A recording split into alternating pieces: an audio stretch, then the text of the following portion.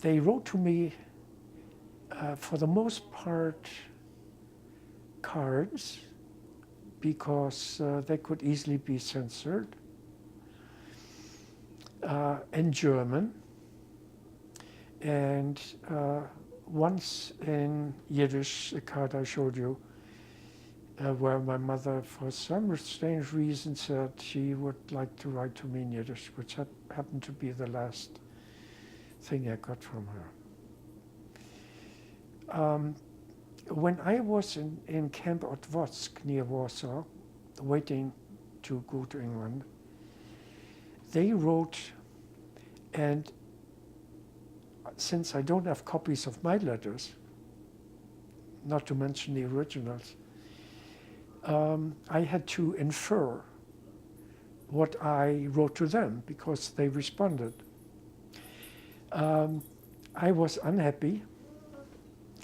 I complained about having to itch a lot. And I complained about not knowing what to do with my dirty laundry.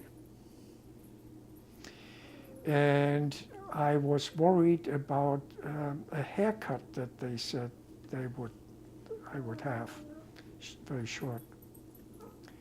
Maybe lice. Because in that correspondence,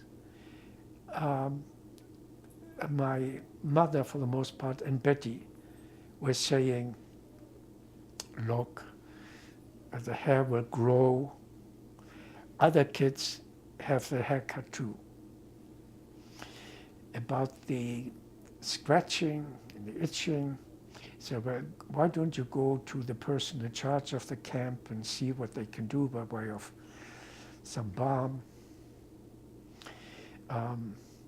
If they permit it, why don't you get your dirty laundry together and have it sent to us, and we'll send you back clean clothes. That was the content. But reading between the lines, I see that their love was tucked in, and their concern about me and my future was tucked in.